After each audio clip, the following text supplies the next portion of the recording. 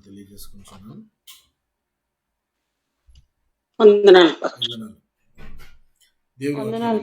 వందనాలు సిస్టర్.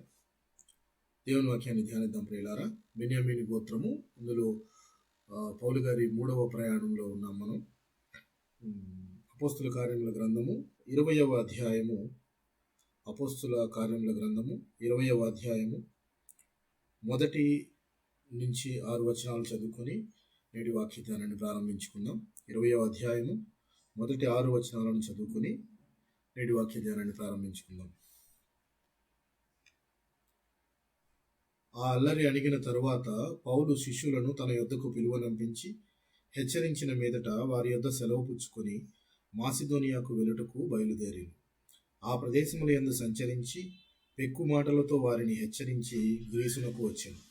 అతడు అక్కడ 3 నెలలు గడిపి ఓడ ఎక్కి సిరియకు వెళ్ళవలనని ఉండగా అతని విషయమై యూదులు కుట్ర చేయుచున్నందున మాసిదోనియా మీదుగా తిరిగి రావాలని నిశ్చయించుకున్నాను. మరియు పుర్రు కుమారుడును బెరయా పట్టణస్థుడైన సోపత్రును, తెస్సలోనికేలో అరిస్తార్కును, సెకుందును, దెర్బే పట్టణస్థుడైన గాయియును, తిమోతియును, ఆసియా దేశస్థుడైన తుకీకు, త్రోఫీమును అతనితో కూడా వచ్చింది. వీరు ముందుగా వెళ్ళి త్రోయలో మా కొరకు కనిపెట్టుకుని ఉండిరి. పులియని రొట్టెల దినములైన తర్వాత మేము ఓడ ఎక్కి ఫిలిప్పి విడిచి 5 దినముల్లో త్రోయకు వచ్చి అచ్చట వారి యొద్ద 7 దినములను గడిపితిమి. చిన్న ప్రార్థన చేసుకుని వాక్యధారాన్ని కంటిన్యూ చేసుకుందాం. ప్రేమ నమ్మకం కలిగిన మా ప్రియ పరలోకపు తండ్రి, పరిశుద్ధుడా, మీ పవిత్రమైన పాదాలకు వందనాలు, వేలాది స్తుతులు, స్తోత్రములు తండ్రి. మరి ఒక దినము తండ్రి మా జీవితాల్లో అనుగ్రహించి దినమంతా మీ కాపుదల మా అందించారు. అందును బట్టి మీకు వేలాది వందనములు చెల్లించుకుంటున్నాం ప్రభా. ఈ సాయంకాల సమయంలో మీ సన్నిధిలో మీ పాదాల చెంత మేమంతా ఇలాగ కొడుకుని మా కొరకు దాచించిన లేఖనములను మేము ధ్యానించుకొని పోచుండగా మీరు నాతో మాతో మాట్లాడమని ప్రార్థించి వేడుకొంచున్నాం తండ్రి. కేవలము మేము వినివారంలా ఉండకుండా వినగల చెవి, గ్రహించగల మనస్సు, వెంబడించగలిగిన హృదయము నాకును మాకును దయచేయమని ప్రార్థించి వేడుకొంచున్నాం ఆయన. త్వరపడి కూడుకున్న విశ్వాసులను మీ సన్నిధిలో ఎత్తుపట్టుకొనిచున్నాం తండ్రి. వారిని వారి కుటుంబాలను నిండారుగా దీవించండి, ఆశీర్వదించమని ప్రార్థిస్తున్నాం. రాలేకపోయిన వారిని కూడా జ్ఞాపకం చేసుకోండి. రావాలని ఆశపడుతున్న వారిని త్వరపడి రప్పించమని ప్రార్థిస్తున్నాం ఆయన. అనేక మంది ఉంటుండగా ప్రభా గ్రూపులో మరి రావుటకు వారి వారి పనులు అడ్డంకులుగా ఉంటుండగా ప్రభా, మరి మీ కృపచేతన ఆయన వాటిని దూరపరిచి నీ యొక్క సజీవ వాక్యంను వినుటకు ఆయన వారిని చేపట్టుకొని నడిపించి తీసుకురమ్మని ప్రభా, మరి కూడి వచ్చిన ప్రతి ఒక్కరిని తండ్రి నన్ను కూడా నాయన నీ నోటి బోరగా వాడుకోనమని ఈ ప్రార్థన అంతా కూడా ప్రభా యేసుక్రీస్తు వారి అతి పరిశుద్ధమైన నామంలో అడిగి వేడుకొనిచున్నాం తండ్రి. ఆమేన్. మంచిది ప్రియులారా. బెన్యామీను గోత్రంలో మనం పౌలు గారి 3వ మిషనరీ జర్నీస్లో ఉన్నాము. అందులో నిన్నటి దినమున మనం కొన్ని సంగతులను మాట్లాడుకోవడం జరిగింది. కొన్ని గొప్ప సంగతులను నిన్న మనం మాట్లాడుకోవడము జరిగింది. ఎఫెసులో ఉన్న అర్తమీదేవి గుళ్లను తయారు చేస్తూ తన వ్యాపారానికి నష్టం కలుగుతుందని అల్లరి రేపిన ఒక వ్యక్తి గురించి మనం నిన్న మాట్లాడుకోవడం జరిగింది. దేమేత్రియు అనే వ్యక్తి గురించి మనం మాట్లాడుకోవడం జరిగింది. దేమేత్రి అంటే అర్థమేం చెప్పుకున్న ఒక జ్ఞాపకం ఉందా మీకు? దేమేత్రియు అంటే అర్థము, దేమేత్రి అనే దేవతకు చెందినవాడు అని అర్థము. ఇది గ్రీకుల దేవత. అయితే ఈ దేమేత్రి మనకు బైబిల్లో 2 కనపడతారని మనం మాట్లాడుకున్నాము. యోహాను రాసిన 3వ పత్రికలో మనము 12వ వచనంలో ఒక దేమేత్రి కనబడతాడని, అతను విశ్వాసిగా, మంచి సాక్ష్యం పొందిన విశ్వాసిగా ఉన్నాడని చెప్పని మాట్లాడుకున్నాం. అయితే వ్యాపారంలో నష్టం వస్తుందని దేమేత్రి అక్కడ ఉన్న వారందరినీ కూడా కూడగట్టుకొని ఒక గుంపుగా చేసి పౌలు గారి మీద కొన్ని ఎలిగేషన్స్ వేసి ఈయన చేతులతో చేయబడిన వాటిని దేవతలని పిలువబడరు అని చెప్పేసి ఒక నింద ఆయన మీద వేసి ఒక గొప్ప సమూహాన్ని కూడగట్టి అల్లరి చేసినట్లు మనము నిన్నటి దినాన చూసాం. దానిని సద్దుపరచడానికి పౌలు గారు వెళ్దామని ప్రయత్నించిన శిష్యులు ఆయన వెళ్ళనివ్వలేదు. అయితే ఆ అల్లరిలో అక్కడ ఎఫెసుకు చెందిన వ్యక్తి కారణమే వచ్చి దాన్ని సర్దుపరిచినట్టు మనము చూసాం నిన్నటి దినమున. ఇది చేతులతో చేయబడినవి, అవి దేవుళ్ళు దేవతలుగా కొలవటము అనేది ఒక అవివేకమైన పని అని చెప్పి మనం నిన్నటి దినం మాట్లాడుకున్నాము. గృహదేవతల గురించి కూడా నిన్న మాట్లాడుకోవడం జరిగింది. గృహదేవతలను గృహదేవతలను వాటి గురించి నిన్నటి దినమున రాహేలు విషయంలోనూ అలాగే మీకాలు విషయంలోనూ గృహదేవతలను పూజించేవారుగా వారు కనపడ్డారని చెప్పేసి మనం నిన్న మాట్లాడుకోవడము జరిగింది ప్రియులారా. అలాగే మీకా అనే వ్యక్తిని గురించి, ఆయనకున్న ఒక దేవమందిరం గురించి కూడా నిన్న మనము మాట్లాడుకుంటున్నాం. ఎందుకంటే కనెక్టివిటీ కోసము నిన్నటి విషయాలను ఒకసారి జ్ఞాపకం చేసుకుందాం. అయితే ఎఫెస్సులో ఉన్న ఈ అర్తమీదేవి గుడి, ఈ గుడి ఎఫెస్సులో మనము ప్రపంచంలో ఉన్న 7 వింతల్లో ఒక వింతగా పిలువబడింది ఈ మందిరము పాత కాలంలో అని చెప్పేసి మనం చెప్పుకున్నాం. అయితే ఈ అల్లరి అంతా సద్దుమడిగిన తరువాత పౌలు గారి యొక్క 3వ జర్నీలో కంటిన్యూషన్లో ఏమవుతుంది అని అంటే, ఆ అల్లరి అణిగిన తర్వాత పౌలు శిష్యుల్ని పిలిచి వారిని హెచ్చరించి వారి యొద్ద సెలవు పుచ్చుకొని మాసిదోనియాకి వెళ్ళడానికి బయలుదేరాడు. ఈయన మాసిదోనియా వెళ్ళడానికి బయలుదేరడానికి ముందుగా ఇద్దరిని పంపించాడు అక్కడికి, మాసిదోనియా ప్రాంతానికి. ఏ ఇద్దరిని పంపించాడని మనం మాట్లాడుకున్నాం, జ్ఞాపకం ఉందా? తిమోతి మరియు ఎరస్తు. ఈ ఎరస్తు అనే వ్యక్తి ఖజానాదారుడు అని చెప్పి కూడా మనం మాట్లాడుకున్నాము. అయితే మంచి విశ్వాసి. అయితే వీరిద్దరిని పంపించాడు. అక్కడ ఆ మాసిదోనియాకే ఈయన వెళ్ళాలని చెప్పి ప్లాన్ చేస్తూ మాసిదోనియాకి బయలుదేరాడు. ఆ ప్రదేశములందరూ సంచరించి పెక్కు మాటలతో వారిని హెచ్చరించి గ్రీసునకు వచ్చాడు. గ్రీక్ అనే ప్రాంతానికి వచ్చాడు. అతను అక్కడ 3 నెలలు గడిపి ఓడ ఎక్కి సిరియా వెళ్ళవలనని ఉండగా అంటే అక్కడ యూదులు ఈయన్ని కుట్ర చేస్తున్నారని చెప్పి తెలుసుకున్నారు. యూదులైన వారు ఈయనని చంపాలని, లేకపోతే ఈయన బోధల వలన వీరు హైలైట్ కావట్లేదని చెప్పేసి జలస్గా ఫీల్ అయ్యే యూదులు కూడా, వీరంతా కూడా ఆయన ఏదో ఒకటి చెయ్యాలని చెప్పేసి కుట్ర పన్నుతున్నారని ఆయన మాసిదోనియా మీదుగా మరలా తిరిగి రావాలని నిశ్చయించుకుంటే అక్కడ మాసిదోనియాకి మీదుగా తిరిగి వస్తున్నప్పుడు ఇక్కడ అనేక సంఘాలు ఈయన స్థాపించి అక్కడున్న వ్యక్తులందరూ కూడా ఒక చోట కూడుకుంటూ ఉన్నారు. ఈ కూడుకున్న వ్యక్తులందరూ కూడా కొంత వారికి తోచిన ధనాన్ని సమకూర్చి యెరూషలేముకు వెళ్ళాలి. ఎవరు వెళ్ళబోతున్నది అంటే పౌలు గారు యెరూషలేముకు వెళ్ళాలనే టార్గెట్ ఇప్పుడు ఆయన. సో యెరూషలేముకి వెళ్తే అక్కడ సంఘం ఉంటుంది కాబట్టి ఆ సంఘానికి ఆసరాగా ఉంటుందని కొంత మానిటరీ అమౌంట్, ఒక గిఫ్ట్ని కలెక్ట్ చేసి ఈయనకి ఇద్దామని చెప్పేసి అందరూ చోట కలెక్ట్ అవుతున్నారు, అందరూ వస్తున్నారు అక్కడ. చూడండి.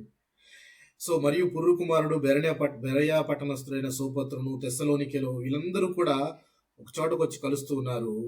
వీరందరూ కూడా ముందుగా వెళ్ళి త్రోయలో మా కొరకు కనిపెట్టుకుని ఉన్నారు. ఒక ప్రాంతానికి వెళ్ళి వీళ్ళంతా ఈయన కోసం ఎదురు చూస్తూ ఉన్నారు. ఆ ప్రాంతం పేరేంటి ప్రియులారా? త్రోయ అనే ప్రాంతము. త్రోయ అనే ప్రాంతంలో వీరంతా ఆయన గురించి ఎదురు చూస్తూ ఉన్నారు.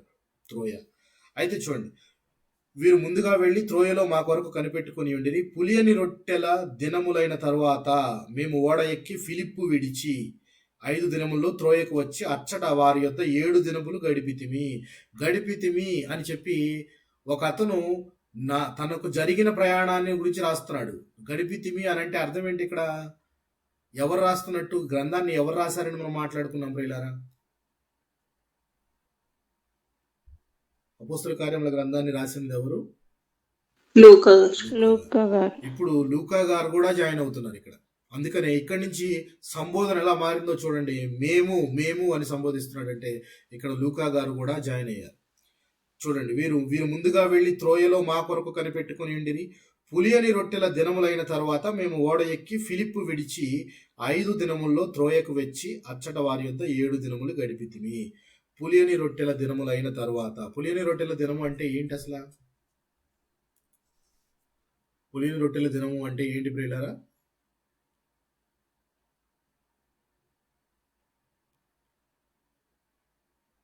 ఇశ్రాయేలీయులకు అదొక పండుగ.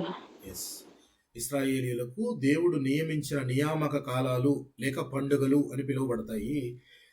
సో ప్రతి పండుగ దేవుడు చేసుకోమని లేక ఉత్సవంగా జరిగించండి అని చెప్పిన ప్రతి పండుగ వెనుక ఒక పరమార్థం ఉంది. ఇప్పుడు ఇశ్రాయేలీయులకు దేవుడు నిర్ణయించిన నియామక కాలాలు ఏంటి అని కనుక మనం తెలుసుకోవాలి అని అంటే మన యూట్యూబ్లోనే పండుగలోని పరమార్థం అనే ఒక సెషన్ ఉంది. అది తప్పక మీరు వినండి. అందులో ప్రతి పండుగ ఎప్పుడు వస్తుంది, ఆ పండుగ వెనక ఉన్న చారిత్రక అంశం ఏమిటి, అలాగే ప్రవచన అంశం ఏమిటి, వ్యక్తిగత అంశం ఏమిటి. ప్రతి పండుగ వెనక ఈ మూడు ఉంటాయి.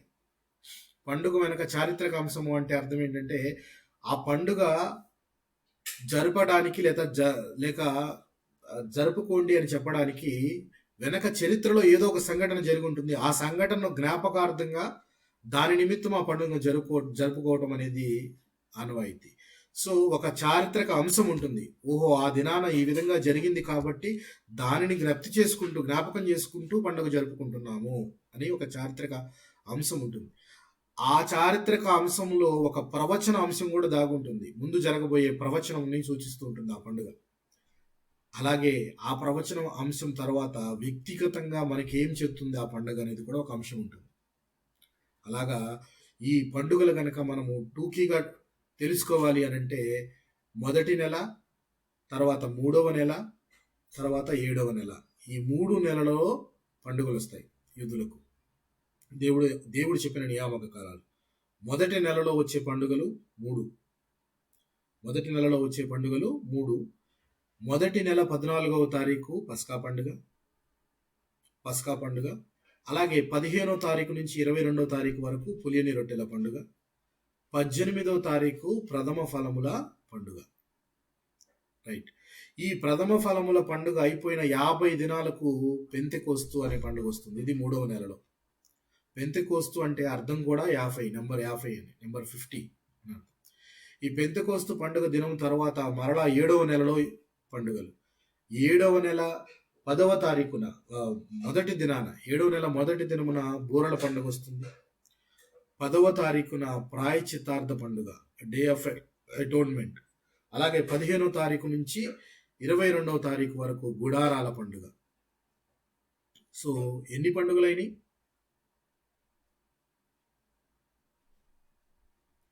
ఎన్ని పండుగలైనవి ప్రియులారా? యూదులకు నియమింపబడిన పండుగలు ఎన్ని? 7 పండుగలుగా మనకి కనబడుతూ ఉన్నాయి. అయితే ఇక్కడ పులియని రొట్టెల పండుగను వీరు ఆచరించారని చెప్పి మనకు కనబడుతుంది. పులియని రొట్టెల పండుగను ఆచరించారు అని అంటే కంపల్సరిగా అది పస్కా కాలం అయి ఉంటుంది. అంటే మొదటి నెల 14వ దినమున పస్కా పండుగ జరుగుతుంది. పస్కా దేన్ని సూచిస్తుందంటే ఐగుప్తు నుంచి విడుదలను, ఐగుప్తు నుంచి విముక్తిని సూచిస్తూ ఉంటుంది ఆ పండుగ. ఆ దినమున వారంతా ఆతురపడి ఐగుప్తు నుంచి మరలి వెళ్ళారు, బయటికి వచ్చారని చెప్పేసి మనకి తెలియజేస్తుంది. అయితే ఈ యొక్క పస్కా పండుగ దేన్ని చారిత్రక అంశం ఏంటి అని అంటే ఇశ్రాయేలులంతా కూడా ఐగుప్తు నుంచి బయటకు రావటం, ఎగ్జైల్ ఫ్రమ్ ఈజిప్ట్. ఇందులో ఉన్న ప్రవచన అంశం ఏమిటి అంటే పస్కా పశువు వధించబడుతుంది. ఈ పస్కా పశువు యొక్క ప్రవచన అంశం ఏంటి అని అంటే మన ప్రభు అయిన క్రీస్తు యొక్క శిలువ మరణము. ఆయన మనకు పస్కా పశువుగా బలి కాబోతున్నాడు మన కోసము అని చెప్పేసి అది ప్రవచన అంశం. అందులో వ్యక్తిగత అంశం ఏమిటి అని అంటే ఆయన శిలువలో తన ప్రాణం పెట్టాడు కాబట్టి మన పాపము నుంచి విడుదల కలిగింది. అక్కడ పస్కా పశువు వధించబడింది అని అంటే వారు ఐగుప్తు నుంచి విడుదల కాబడ్డారు ఇశ్రాయేలీలు. దానిలో ఉన్న ప్రవచనం అది దేన్ని సూచిస్తుంది అంటే రాబో క్రీస్తు యొక్క శిలువ మరణాన్ని సూచిస్తుంది. అది మన పాపాన్ని విడుదల చేస్తుంది అని మనకు వ్యక్తిగత అంశంగా అది పస్కా పండుగను సూచిస్తుంది. అయితే ఇక్కడ వీరు జరుపుకున్న పండుగ ఏంటంటే ఇమీడియట్ గా 14వ తారీఖు తర్వాత 15 నుంచి 22వ తారీఖు వారము దినములు పులియని రొట్టెలను తినవలను, పులియనివి రొట్టెలు తినాలి అని చెప్పి. సో ఈ పులియని రొట్టెలు దేన్ని సూచిస్తున్నాయి అని అంటే ఆతురపడి ఐగుప్తు నుంచి బయటికి రావటము మనకి చారిత్రక అంశంలో కనబడుతూ ఉంది. అయితే ప్రవచన అంశం ఏంటి అని అంటే పులియని రొట్టెలు దేని ప్రవచనాంశంగా కనపడుతున్నాయి అంటే యేసు భూస్థాపనము. యేసు భూస్థాపనము అనగానే మనకు లేక వ్యక్తిగతంగా మనకు ఉపయోగపడే అంశం ఏమిటి? భూస్థాపన అంటే ఏంటి ప్రియులారా?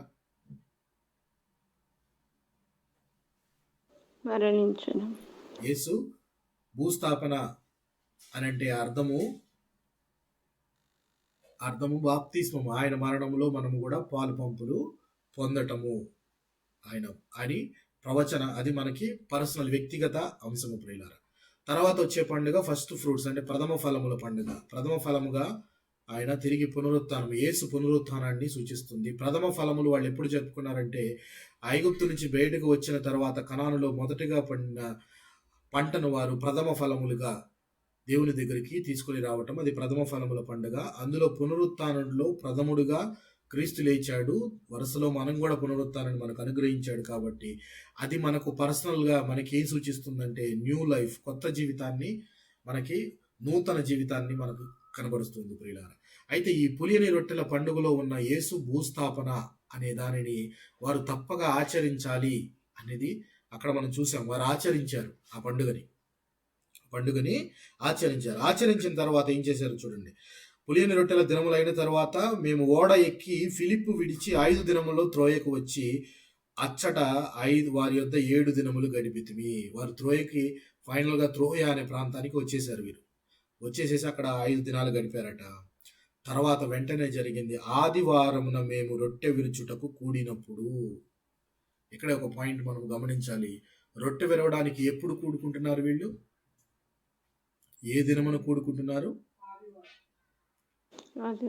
ఆదివారమున కూడుకుంటూ ఉన్నారు. చాలా మంది ఆదిమ సంఘాలు లేకపోతే కొన్ని డాక్టరేట్స్ చూసినప్పుడు రొట్టె విరుచుట, బ్రేకింగ్ బ్రెడ్ లేక కమ్యూనియన్, ఇది పర్టికులర్గా విశ్రాంతి దినము, ఆయన శనివారమే తీసుకోవాలి అని కొన్ని డాక్టరెంట్స్ చెప్తుంటాయి.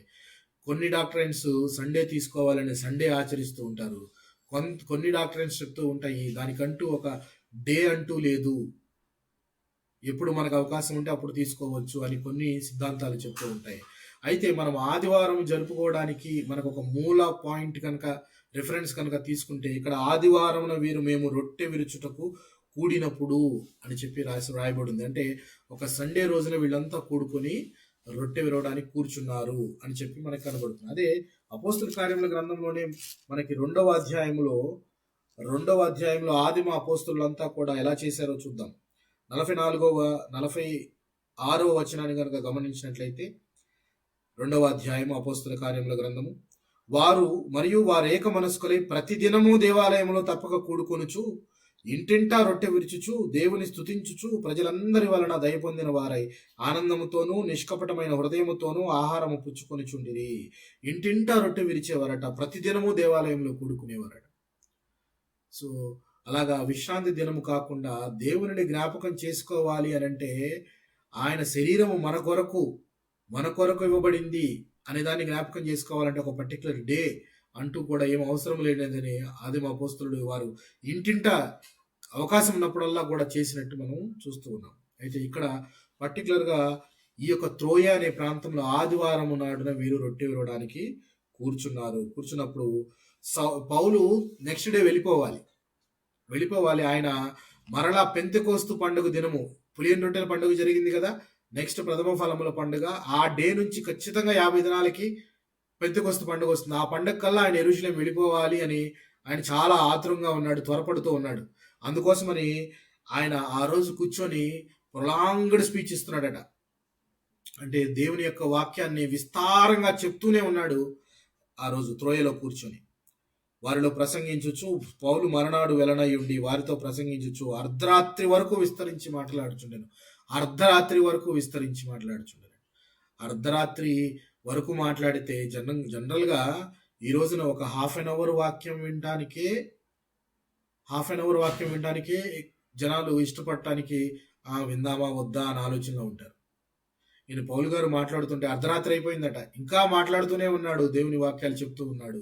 ఎందుకు ఈయనంత ఆతురపడుతూ ఉన్నాడంటే పౌలు గారికి తెలుసు తను చేస్తున్న ప్రయాణాల్లో మరలా తిరిగి అక్కడికి వస్తానో లేదో, అందుకని దేవుడు తనకు చెప్పిన విషయాలన్నీ కూడా వారందరికీ చెప్పాలి, వారందరికీ ప్రచురపరచాలి. నేనేది దేవుడు చెప్పిన దాన్ని దాచుకోలేదు, అన్నీ మీకు చెప్పాను అనే మాటలు తర్వాత కూడా ఉంటాయి, మనం చూద్దాం. ఆ మాటలు నేను ఏది ఉంచుకోలేదని ఎఫ్ఎస్సీలని పిలిపించి ఒక ప్రాంతంలో ఎఫ్ఎస్సీలతో చెప్తాడు, బహుశా నేను మీ దగ్గరికి రాకపోవచ్చు, ఇదే చివరి చూపు ఉండొచ్చు, నేను జ్ఞాపకం పెట్టుకోండి, నేను మీ దగ్గర ఏది దాచలేదు, అన్నీ మీకు కూలంకషంగా వివరించాను, మరియు మీ మీద కూడా నేను ఆధారపడలేదు, నా చేతులతో శ్రమపడి నేను కష్టపడి బతికాను, మిమ్మల్ని నీ దగ్గర నేను ఏమీ ఆధారపడలేదని చెప్పగానే ఆ చెప్పిన మాటలకు వారంతా మున్నీరైపోయారట. వారంతా పౌలు మెడ మీద పడి ఏడ్చారట విపరీతంగా. మరలా ఇంకోసారి మిమ్మల్ని నేను చూడలేకపోవచ్చు అన్న మాట ఎంత హృదయ విదారకంగా ఉంటుందంటే చూడండి. అందుకనే ఈయన ఎక్కడికి వెళ్ళినా, ఏ వాక్యం చెప్పినా, ఏ సంఘంలో మాట్లాడినా తను చెప్పవలసిన ప్రతి మాట చెప్పే ఆయన బయటికి వెళ్ళేవాడుగా ఉన్నాడు. సో ఈయన అర్ధరాత్రి వరకు దేవుని వాక్యాన్ని ప్రకటిస్తూనే ఉన్నాడు. అక్కడ అర్ధరాత్రి వరకు దేవుని వాక్యాన్ని ప్రకటిస్తూ ఉండగా అక్కడ ఒక చిన్న సంఘటన జరిగింది. ఆ సంఘటన జనరల్గా ఈ సంఘటనని పోల్చుకొని చర్చిల్లో కూడా చాలా మంది ఈ వాక్యాన్ని పట్టుకొని కొన్ని రకాలుగా చెప్తూ ఉంటారు. ఏంటో అది మనం తర్వాత మాట్లాడుకుందాం. ముందుగా మేము కూడి ఉన్న అక్కడ లూకా గారు రాస్తున్నారు, అర్ధరాత్రి వరకు ఆయన విస్తరించి మాట్లాడుతూనే ఉన్నాడు. మేము ఎక్కడైతే కూడుకున్నామో ఆ కూడి ఉన్న మేడ గదిలో అనేక దీపములుండెను. దీపాల వెలుగులు పెట్టుకొని అక్కడ దేవుని వాక్యాన్ని వారు శ్రద్ధగా వింటున్నారు. అప్పుడు ఐతుకు అను ఒక యవ్వనస్తుడు కిటికీలో కూర్చోండి గాఢ నిద్రపోయి, ఐతుకు అనే ఒక యవ్వనస్తుడట ఎక్కడ కూర్చున్నాడని రాయబడింది ప్రియారా? ఆయన ఎక్కడ కూర్చున్నాడట? ఇతను కిటికీలో కూర్చున్నాడట. కిటికీలో కూర్చున్నాడు అని అంటే మనం ఆలోచించాల్సిన పాయింట్ ఒకటి ఉంది. జనరల్ గా ఏంటంటే అక్కడ రూమ్ అంతా నిండిపోయి ఉంది, ఇక స్థలం లేదనే కిటికీలో కూర్చొని ఉండొచ్చా? అంతేనా? లేక అవుట్ ఆఫ్ క్యూరియాసిటీ కొంతమంది ఏంటంటే ప్రసంగించే వాళ్ళు కానీ ఏదైనా నాకు చాలా దగ్గరగా చాలా క్లియర్గా కనపడాలి అని నేను అందరికంటే ఎత్తులో కూర్చోవాలి అని చెప్పేసి కూర్చొని ఉండొచ్చా? అవకాశం ఏదైనా ఉండొచ్చు. గదంతా నిండిపోయి ఉంటే యవ్వనస్తుడై ఉన్నాడు, దేవుని వాక్యం కోసము శ్రద్ధగా వినాలి అని చెప్పేసి స్థలము లేకపోయినా కిటికీలో ఎక్కి మరి కూర్చొని దేవుని వాక్యాన్ని విందామని శ్రద్ధాశక్తులు కనబరుస్తున్నట్టు మనకు ఆ యవ్వనస్తుడు కనబడ్డాడు. ఇతని పేరేంటి ప్రియులారా? ఐతుకు అనే వ్యక్తి. అసలు ఐతుకు అంటే అర్థం ఏంటి తెలుసా? ఐతుకు అంటే అర్థం ఏంటంటే అదృష్టము అని అర్థం. ఐతుకు అనే మాటకు అర్థం అదృష్టం అని. కానీ ఈయన జీవితంలో దురదృష్టం జరిగింది. దురదృష్టవశాత్తు ఆ కిటికీలో కూర్చున్న ఆయన వాక్యం వింటూ గాఢ నిద్రలోకి వెళ్ళిపోయి అక్కడి నుంచి కింద పడిపోయి మరణించాడు.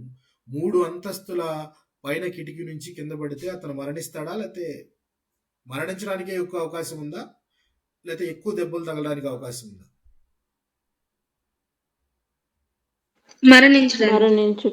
మరణించడానికే అవకాశం ఉంది. ఎందుకనంటే ఇక్కడ మరణించాడు అనే మాటలు మనం చెప్పట్లేదు, ఒక డాక్టర్ గారు చెప్తున్నారు. డాక్టర్ గారు చెప్తే మనం నమ్మాలి కదా. ఎవరో డాక్టర్ గారు? లూకా గారు కూడా ఉన్నారు కదా అక్కడ.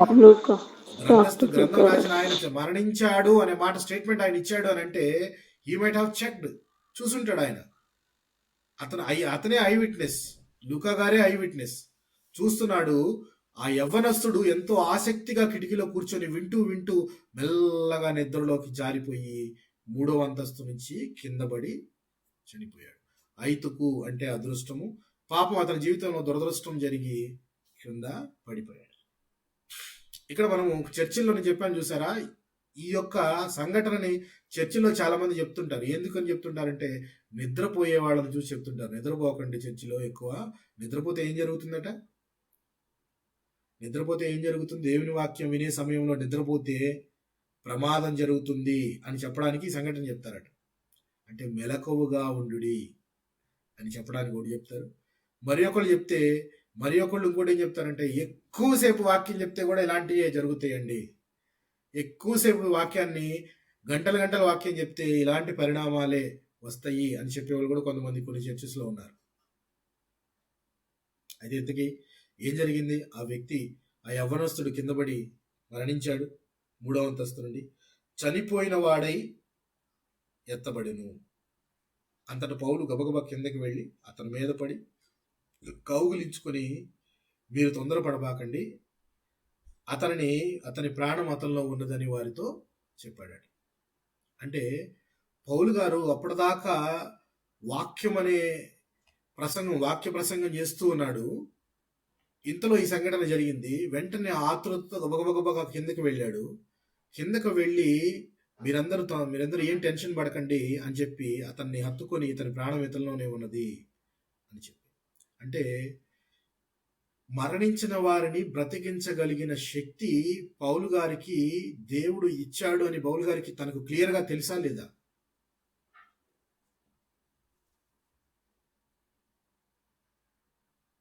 తెలుసు. పౌలు గారికి ఆ అద్భుతమైన శక్తిని దేవుడు ఆయనకి ఇచ్చాడు. సో అందుకే పౌలు గారి కిందకి వెళ్ళి మీరేమి టెన్షన్ పడకండి అని చెప్పి ఆ యవ్వనస్తుడిని హత్తుకొని ఇతని ప్రాణం ఇతనిలోనే ఉన్నది అనగానే ఒక్కసారి దురదృష్టవంతుడైన ఆ సంఘటన ఒక్కసారి ఎలా మారిపోయింది? ఒక అద్భుత కార్యంగా మారిపోయింది. అంటే దేవుడు మహిమపరచబడాలి అని అంటే ఈ సంఘటనను లూకా గారు మనకు చెప్పవలసి ఉంది, అది గ్రంథస్థం చేయవలసి ఉంది.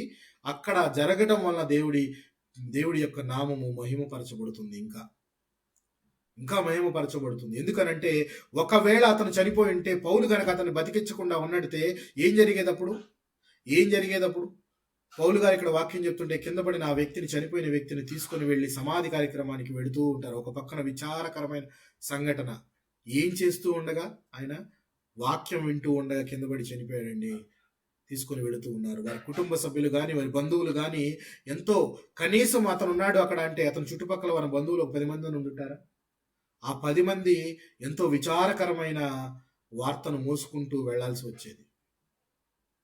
కానీ ఇక్కడ పౌలు దేవుడు తనకిచ్చిన అపారమైన శక్తిని ఎలా ఉపయోగించాడు? వెళ్ళి ఆ యవ్వనస్తుడిని బ్రతికించడంలో ఉపయోగించాడు. ఆ యవ్వనస్తుడు తిరిగి బ్రతికిన తర్వాత ఇక్కడ జరిగిన సంఘటన మనము జ్ఞాపకం చేసుకోవాలి. ఏంటి అని అంటే చూద్దాం. క్రిందకు వెళ్ళి అతని మీద పడి కౌగులించుకుని, మీరు తొందరపడకూడి, అతని ప్రాణం అతనిలో ఉన్నదని వారితో చెప్పాను. అతను మరలా పైకి వచ్చి రొట్టె విరిచి పుచ్చుకొని తెల్లవారు వరకు విస్తారముగా సంభాషించి బయలుదేరాను. ఇప్పుడు చెప్పండి, యాక్చువల్గా మనం ఈ యొక్క సెంటెన్స్ స్టార్ట్ అయ్యేటప్పుడు ఆదివారమున మేము రొట్టె విరుచుటకు కూడినప్పుడు అని రాయబడింది. అంటే సుమారుగా ఎప్పుడు కూడుకొని ఉండొచ్చు? ఏదో ఒక అందాజా, ఒక టైం అప్రాక్సిమేట్ గా ఆదివారమున వీరు కూడుకున్న సమయం ఎంత అయి ఉండొచ్చు? సాయంకాలం. ఎంత అయి ఉండొచ్చు? ఎంతో కొంత టైం చెప్పండి. ఏదో ఒక టైంలో ఆదివారం నాడు మేము కూడుకుంటున్నాము అని చెప్పి ఆయన క్లియర్ గా రాశాడు. ఎంత టైంలో? ఈవినింగ్ టైం 6 o'clock అనుకుందాం. ఈవినింగ్ 6 o'clock కూడుకున్నారు అనుకుందాం. 6 o'clock నుంచి ఆయన ఎప్పుడు దాకా మాట్లాడుతూ ఉన్నాడు అని రాయబడింది ఇక్కడ. అర్ధరాత్రి వరకు అన్నాడు. అర్ధరాత్రి వరకు అంటే మేబీ 12, 12, 1 అవ్వచ్చు. అంటే 6 గంటలు విస్తారంగా మాట్లాడుతూ ఉన్నాడు. మాట్లాడిన తర్వాత ఈ సంఘటన జరిగింది. ఈ సంఘటన జరిగిన తర్వాత పైకి వచ్చి రొట్టె విరిచారు. అంటే రొట్టె విరవడానికి ముందుగా వాక్యము ఎన్ని గంటలు చెప్పబడింది? సుమారు ఒక 10 గంటలు చెప్తున్నారు, లేకపోతే 8 గంటలు చెప్పారనుకుందామా? 8 గంటలు. 8 గంటలు వాక్యం విన్న తర్వాత అప్పుడు వాళ్ళు రొట్టె విరిచి తర్వాత మరలా వాక్యాన్ని కంటిన్యూ చేశారట. ఎందుకు ఇది చెప్తున్నారంటే, ఈ రోజున సంఘంలో రొట్టె విరవడానికి ఏ టైంలో విరుస్తారు, ఏ సమయానికి జరుగుతుందని కాచుకొని కూర్చుంటారు చాలా మంది. ఎందుకంటే అదొక్కటే అటెండ్ చేసి వెంటనే పరిగెత్తుకొని వెళ్ళిపోతారు. ఆరాధన చేశాం చాలు, ఈ ఆదివారానికి వెళ్ళి మన పని మనం చూసుకుందామని చెప్పి పరిగెత్తేవాడు ఈ రోజుల్లో ఈనాటి సంఘాల్లో చాలా మంది ఉన్నారు. ఉన్నారా లేరండి? ఉన్నారు. ఆదివారం రోజున కమ్యూనియన్ జరుగుతుంది అని అంటే వచ్చి ఆ కొద్దిసేపు కమ్యూనియన్ జరిగినంత సేపు ఉండి, కమ్యూనియన్ జరగగానే తీసుకొని వెంటనే అయిపోయింది, నా పని అయిపోయింది, నేను చేయవలసింది చేశానని చెప్పేసి వెళ్ళిపోయే వాళ్ళు కూడా ఉంటున్నారు. ఇక్కడ చూస్తే ఒక సంఘటన జరిగి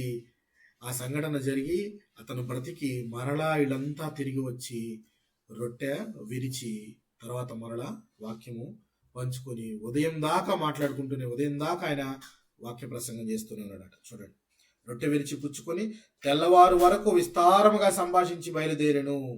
వారు బ్రతికిన ఆ చిన్నవాణిని తీసుకుని వచ్చినప్పుడు వారికి విశేషమైన ఆదరణ కలిగెను. ఆ బ్రతికిన చిన్నవాణ్ణి తీసుకొచ్చినప్పుడు ఎలాంటి ఆదరణ కలిగిందట? వారికి విశేషమైన ఆదరణ కలిగిందట. ఇక్కడ మనము ఆగి ఆలోచిస్తే, పౌలు గారు మరణించిన వ్యక్తిని తిరిగి బ్రతికించాడు. అయితే మనము బైబిల్లో ఇంకా ఇలాంటి అద్భుతాలు చేసిన వ్యక్తులు ఎవరైనా ఉన్నారా? ప్రవక్తలు ఎవరైనా ఉన్నారా?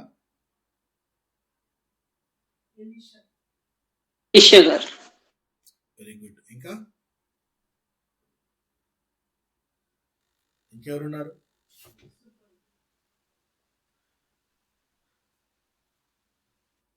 ఇంకెవరున్నారు?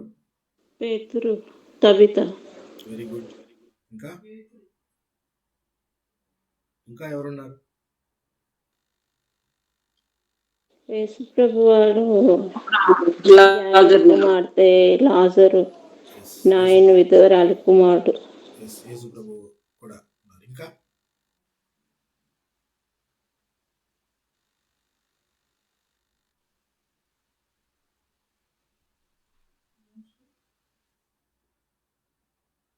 ఇంకా సో మీరు చెప్పిన అన్ని అందరూ కరెక్టే. అందులో వరుసగా కనుక మనం చూసినట్టయితే ఎలీషా అని మీరు చెప్పారు. ఎలీషా గారికి ముందే ఏలియా గారు కూడా చేశారు. ఏలియా గారు కూడా చేశారు. ఎవరిని బతికించాడు ఆయన? ఏలియా గారు. ఏలియా గారు ఎవరిని బతికించారు? ఎక్కడికి వెళ్ళిపోయి ఆయన్ని దేవుడు ఉండమని చెప్పాడు? సీదోను ప్రాంతంలో సారెపతు అనే స్త్రీ దగ్గర. సో ఆవిడ బిడ్డను ఏలియా గారు మరణించిన బిడ్డను తిరిగి బ్రతికించిన వాడై మనకు తెలుసు. ఒకసారి ఆ మాటను చూద్దాం. చూడండి, మొదటి రాజుల గ్రంథము 17వ అధ్యాయము. మొదటి రాజుల గ్రంథము 17వ అధ్యాయము 17వ వచనం నుంచి 19వ వచనం వరకు చూద్దాం. 17వ వచనం నుంచి 19వ వచనం వరకు చూద్దాం. అటు తర్వాత ఆ ఇంటి యజమానురాలైన ఆమె కుమారుడు. ఎవరు యజమానురాలు ఈమె? ఎవరీమె? సీదోను పట్టణ సంబంధమైన సారెపతు అనే ఊరికి పోయి అక్కడ ఉన్న విధవరాలు ఈమె దగ్గర ఈయన ఆతిథ్యం పొందడానికి దేవుని చే పంపబడతాడు. ఈయన ఇక్కడికి వచ్చిన తర్వాత ఆమె దగ్గర ఆతిథ్యం పొందుతాడు. పొందిన తర్వాత ఆమె బిడ్డ రోగి అయి ప్రాణము నిలవజాలనంత వ్యాధి గలవాడైతాడట. వ్యాధి గలవాడైనప్పుడు ఆయన ఆమె ఏలియాతో, దైవజనుడా, నా యొద్దకు నీవు రా నిమిత్తమేమి నా పాపమును నాకు జ్ఞాపకం చేసి నా కుమారుని చంపుటకై నా యొద్దకు వచ్చితివా అని మనవి చేయగా, అంటే నా పాపాన్ని గుర్తు చేసి నా కుమారుని చంపడానికి నా దగ్గరకు వచ్చావా? నీకైతే నేను ఆతిథ్యం ఇచ్చాను, కానీ నువ్వు రావటం వల్ల మా పాపములు బహిర్గతం అయ్యి దానికి ప్రతిఫలంగా నా కుమారుడు చనిపోతున్నాడు అని చెప్పి చెప్పగానే వెంటనే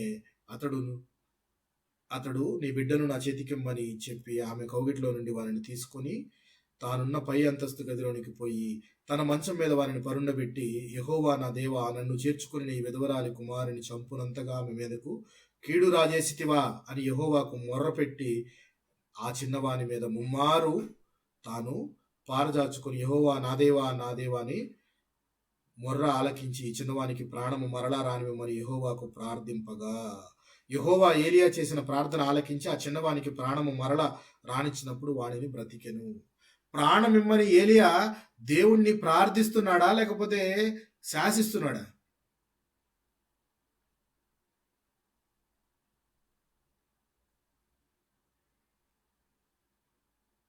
ఏలియా ఆ బిడ్డకు ప్రాణమిమ్మని దేవుణ్ణి ప్రార్థిస్తున్నాడా లేక శాసిస్తున్నాడా? ప్రార్థిస్తూ ఉన్నాడు. కానీ ఈ రోజున స్వస్థత చేసే చాలా మంది పాస్టర్స్ ప్రార్థించట్లేదు, దేవునికి మొరపెట్టట్లేదు, శాసిస్తున్నట్టు మాట్లాడుతున్నారు. In the name of Jesus Christ అని చెప్పేసి హీల్ అని చెప్పేసి వారు ఇది ఎక్కడి నుంచి నేర్చుకున్నారు? మరి ఏలియా గారు అయితే అంత గొప్ప దైవజనుడైన ఏలియా కూడా మొరపెట్టుకుంటున్నాడట దేవుని సన్నిధిలో. దేవుణ్ణి, నా దేవా ఎందుకు ఇలా చేసావు? ఆమె దగ్గర నేను ఆతిథ్యానికి వస్తే ఆ బిడ్డను నువ్వు తీసుకుంటావా అని చెప్పేసి మొర్రపెట్టుకున్నాడట.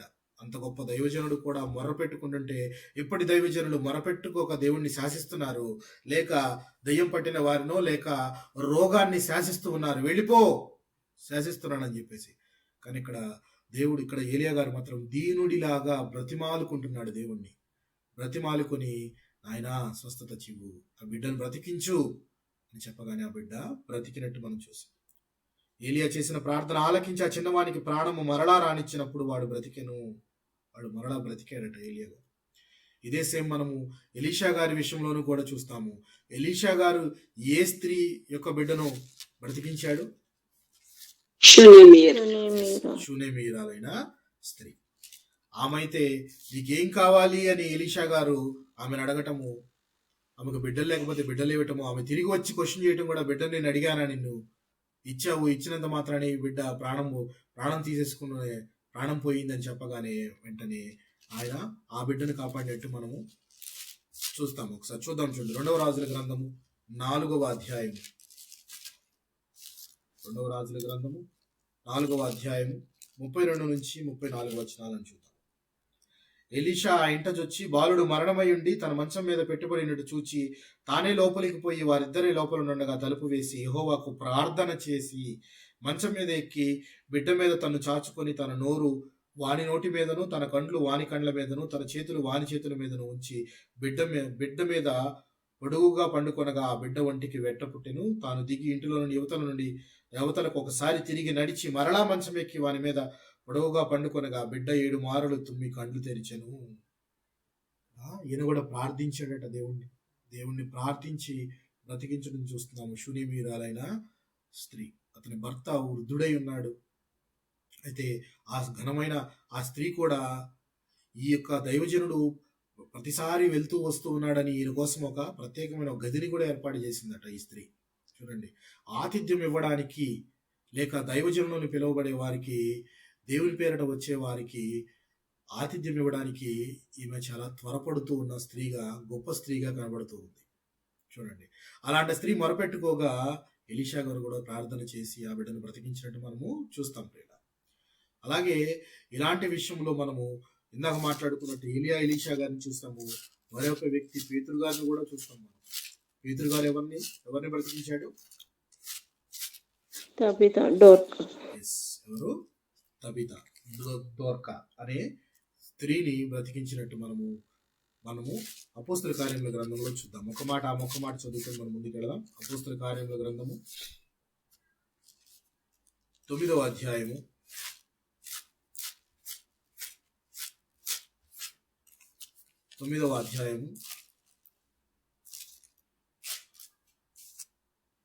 36 నుంచి యాక్చువల్గా 42 వచనాల వరకు ఉంటుంది.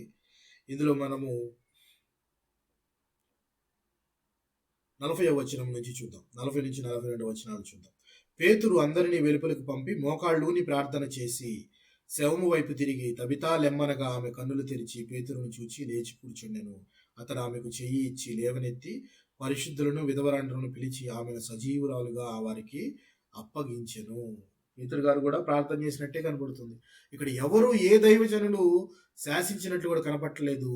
దేవుని యొక్క సన్నిధిలో మొరపెట్టుకుంటూ మోకాళ్ళుని ఈయనైతే ప్రార్థన చేసి దేవునికి మొరపెట్టుకునగా దేవుడు తన అద్భుతమైన కృపను వారి యందు ఉంచి ఆ మహిమను, ఆ అద్భుత కార్యాన్ని తన శిష్యుల ద్వారా చేపించాడు దేవుడు. సో ఎలియా కానీ, ఎలీషా గారు కానీ, అలాగే పేతురు గారు కానీ దేవునికి ప్రార్థన చేసి మొరపెట్టుకొనగా దేవుడు మొరవిని ఆయన వారికి ఆ యొక్క అద్భుతాన్ని చేసే అవకాశాన్ని ఇచ్చాడు. ప్రియులారా, మనం కూడా మన జీవితాల్లో మొరపెట్టుకునే వారముగా ఉండాలి కానీ శాసించే వారముగా కానీ మన ప్రార్థనలో ఎక్కడ శాసనానికి తగ్గట్టుగా ఉండకూడదు. దేవుని సన్నిధిలో మనము గోజాడుకోవాలి మనకు కావాల్సిన సంగతులను. పాపంతో నశించిపోవలసిన వారమై ఉంటే దేవుడి కృప చొప్పున బ్రతికించబడ్డాం కాబట్టి అనుదినము మనకు ఒక బోనస్ లైఫే.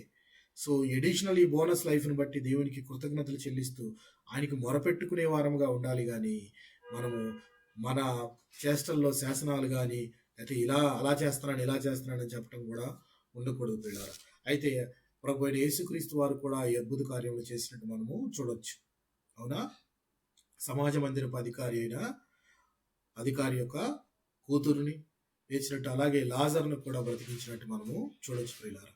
అయితే ఈ అపోస్తల కార్యముల గ్రంథం 19వ అధ్యాయములో మనము 20వ అధ్యాయంలో పౌలు గారు బ్రతికించిన వ్యక్తి యవ్వనస్తుడు వాక్యము వింటూ, శ్రద్ధగా వాక్యం వింటూ నిద్రలోకి జారిపోయి కిందపడిపోయి చనిపోయిన వ్యక్తిని బ్రతికించి తర్వాత మరలా వెళ్ళి తన వాక్య ప్రసంగాన్ని ఆయన కంటిన్యూ చేసినట్టు చూస్తాం. అంటే పౌలు గారిలో మనం చూసిన ఆయన ప్రవర్తనలో మనకు కనపడేది ఏంటంటే ప్రియులారా, తన పని జరగడమే, దేవుని పని జరిగించడమే నా యొక్క ప్రథమ లక్ష్యము అనే తప్పితే ఇంకేది కనపడదు.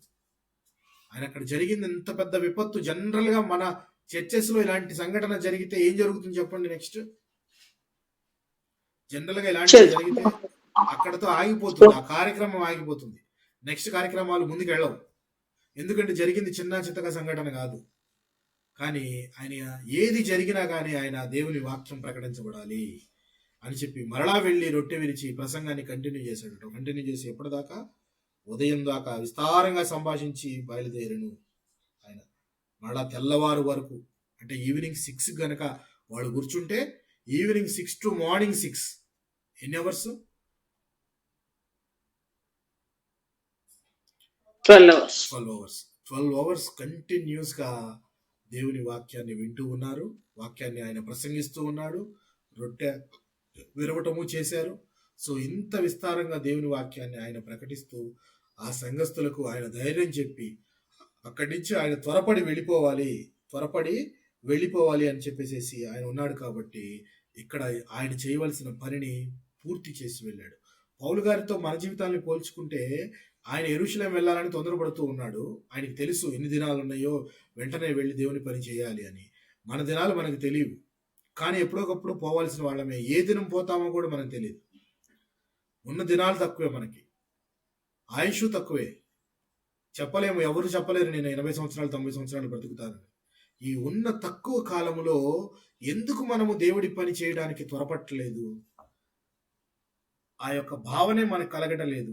దేవుడి పని చేయాలి, టైం లేదు, నాకు టైం లేదు. ఎవరి నోట మాట అయినా విన్నారా ఇది? సమయం లేదండి, దేవుని పని త్వరగా చేయాలి, దేవుని పని జరిగించాలి అని. సమయం లేదండి దేవుని పని చేయడానికి అనేది ఎక్కువ వింటాం, కానీ సమయం లేదండి దేవుని పని చేయాలి మనము అని చెప్పేవాళ్ళు చాలా తక్కువైపోయారు. ఎందుకంటే ముందు మనలో ఆ శ్రద్ధ కలగట్లేదు. ఉంది కదా టైము, ఇంకా ఉంది కదా. జనరల్గా చిన్నపిల్లల విషయంలోనూ కూడా మనం అదే చేస్తూ ఉంటాం. వాళ్ళకి ఏదైనా నేర్చుకోవాలంటే వాళ్ళు ఇంకా చిన్నపిల్లలే కదండి, నేర్చుకుంటారులేండి, పెద్దయ్యాక నేర్చుకుంటారు అని ఒక చిన్న భావన మనకి కలుగుతుంది. కానీ గుర్తుపెట్టుకోవాల్సింది ఏంటంటే నోబడీ నోస్, ఎప్పుడు సమయం వస్తుందో ఎవ్వరికీ తెలియదు. సో ఈ ఉన్న తక్కువ సమయంలో పౌలు గారిని పోలి మనము త్వరపడాలి. దేనికైనా త్వరపడుతూ ఆయన సంఘాలను స్థాపించుకుంటూ వెళ్ళాడు. స్థాపించిన ప్రతి సంఘాన్ని ఒకసారి దర్శించాలని అన్ని దర్శించుకుంటూ వస్తున్నాడు. ఇప్పుడు ఈయన మాసిదోనియాకి వెళ్ళాడు, గ్రీస్కి వచ్చాడు. ఇక్కడ మాసిదోనియా నుంచి వచ్చే రూట్లో వెనకున్న ఫిలిప్పి, ఇవన్నీ ఒకసారి దర్శించినవే. థర్డ్ జర్నీలో అన్ని దర్శించినవన్నీ మళ్ళీ వెనక్కి ఒకసారి అన్నిట్లో స్టెప్ వేసుకుంటూ వస్తున్నాడు. సంఘాలు స్థాపించిన సంఘాల్లో ఒకసారి అందరినీ కూర్చి వారితో మాట్లాడుతూ ఉన్నాడు. వారి విశ్వాసంలో ఎక్కడా జారిపోకుండా వారికి మాటలను చెప్తూ ఉన్నాడు. ఇలా చేయటమే కాకుండా ఈయన వెళ్ళిపోయిన తర్వాత మరలా అన్ని సంఘాలకు లెటర్స్ ద్వారా కూడా వాళ్ళని పలకరించి వారిని ప్రోత్సాహపరుస్తున్నట్టు మనం చూసాం. ఎన్ని లెటర్స్ రాశాడు ఆయన? సంఘానికి, అన్ని సంఘాలకు లెటర్స్ రాస్తూ ఉన్నాడు. దాని ద్వారా కూడా ఆయన వారితో మాట్లాడుతూ, వారిని హెచ్చరిస్తూ, వారిని ఓదార్పునిస్తూ, ఆదరణ కలిగించే మాటలు మాట్లాడుతూ, అలాగే పరలోకపు సంగతులను, దేవుడు రెండవ రాకడ సంగతులను, దానికి సిద్ధపాటు కలిగిన మనస్సును మనం కలిగి ఉండాలని ఆయన మనల్ని సంసిద్ధం చేయటానికి అనేక రకాలైన ప్రయత్నాలు చేసినట్లు మనకు ఆయన రాతల్లోనే తెలిసిపోతుంది. సంఘాలకు చెప్తున్నాడంటే అర్థము, సంఘం అంటే ఎవరు? సంఘం అంటే ఎవరు? విశ్వాసుల కూడికే కదా. విశ్వాసులంతా కలిసి ఒక చోట ఉన్నది. ఇప్పుడు సంఘం అంటే మనమే. మనతో పౌలు గారు చెప్పాల్సిన మాట, సమయం లేదు, మనము త్వరగా దేవుని పనిని తుదముట్టించే వారముగా ఉండాలి. అందులో మనము